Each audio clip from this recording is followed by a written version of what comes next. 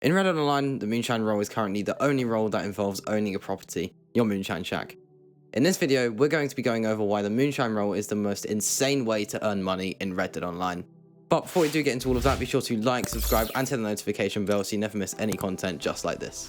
So, getting back into the video. The Moonshine role costs 25 gold bars, and to first start the Moonshine role, you will have to go through the cutscene at Emerald Ranch.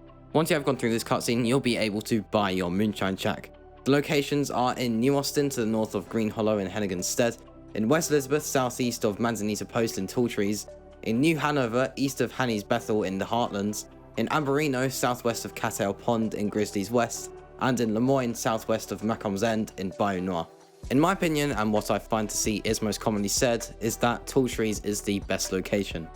Simply because you are so close to Blackwater, there are camp placements all around the area and it's a great place for hunting, and on top of that it has one of the easiest sail routes.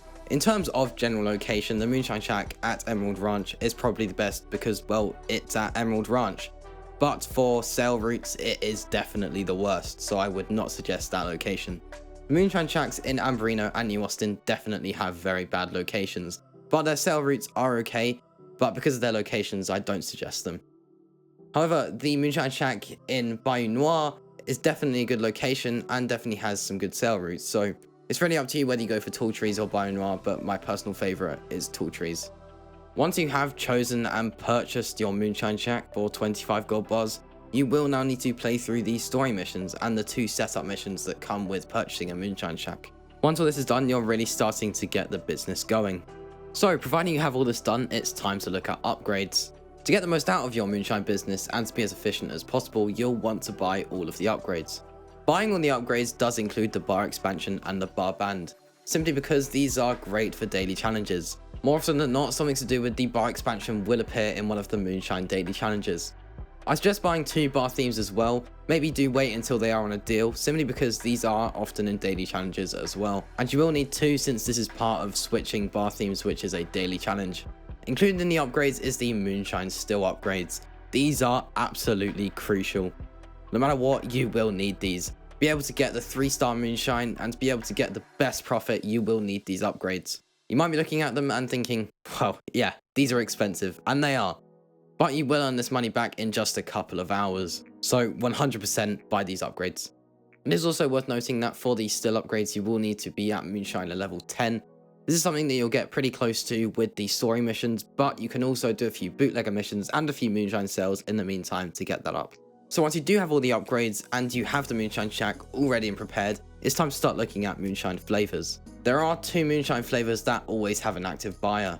These are the Berry Cobbler and Appleberry Crumb Moonshine flavors. For the Berry Cobbler recipe, you will need 1 canned peach, 1 raspberry, and 1 peach. And for the Appleberry Crumb Moonshine recipe, you'll need 1 apple, 1 blackberry, and 1 vanilla flower. The Berry Cobbler Moonshine recipe is unlocked at Moonshine Rank 2, and the Appleberry Crumb Moonshine is unlocked through the Moonshine story. I have seen that a lot of people tend to prefer the Appleberry Crumb Moonshine, but personally, I prefer the Berry Cobbler. This is simply because I find vanilla flowers much less common compared to raspberries. Raspberries I tend to find everywhere. Vanilla flowers, I believe, are only located in certain areas. So because of this, I generally just go for Berry Cobbler. But to be honest, since there is always an active buyer for both these recipes, the choice is really up to you. Both these recipes are 2-star recipes, meaning that if you have all the upgrades, they will sell for $226. I do suggest going for the 2-star flavors since collecting a collectible each time is just a faff and will take ages. Also, if you do run into some of the collectibles, then feel free to use them, but other than that, I would go for the 2-star flavors. So, now we've been through all that, it's time to look at the money-making process. The first thing you'll want to do is, well, make your Moonshine. You definitely want to make your Moonshine with a flavor so you're actually making profit. Either of the 2 flavors that we mentioned before are best to go for. I do recommend 1 bootlegger mission whilst each Moonshine is being produced. These can be done through Maggie in the Moonshine Shack, or can even be found as random encounters. The random encounters will still count towards your Moonshine mash going down in price. So if you do come across one, then there's no reason not to do it. By doing a bootlegger mission, you will probably reduce the cost from around $50 to $40, which obviously increases the profit. Once all that is sorted, the Moonshine will take around 1 hour to produce. And in this time, you can do whatever you want. You could just go idle and wait, But what I recommend doing is producing the moonshine, completing a bootlegger mission, and then working on either stocking up your trader role or doing bounties or even daily challenges. This part really is up to you, but it is worth noting that if you are in a call to arms or a legendary bounty, your moonshine will not produce. So unless there are some really good bonuses, I would probably avoid doing those when producing moonshine. However, you can actually go into a Freema event and your moonshine will still produce. So for example, if you wanted to go into a trade route, you could do that and your moonshine would be cooking up in the background. So the main reason I find the moonshine role is insane for money in Red Dead Online is that, well, you can sit there and be idle, come back in an hour and sell your moonshine. You'd still be making around $200 from doing this each time, and you could basically once an hour just hop back onto your console and sell your moonshine. This really doesn't require much effort at all, considering a sale will take around 5 minutes, and obviously to cook up the moonshine doesn't take any effort at all. You'll just have to come back once an hour and sell the moonshine. When it comes to actually selling the moonshine, there are definitely a few things worth noting. First off, when you're actually selling your moonshine, you can begin riding your wagon, aim in with one of your weapons, and there you go. The wagon will just continuously move towards the objective, and you won't really have to focus that much. But this does bring us on to our second point, the revenue agents. You will come across a roadblock during the moonshine sale, and if you actually stop and break the wagon just before you enter the circle where the revenue agents are located, 9 times out of 10 the revenue agents will inspect the wagon and let you go. I'm not really sure how this works or why it works like this, but it's always worked for me and seems to work for a lot of other people as well. When you are on your sales, you really do want to make sure that you don't break any bottles.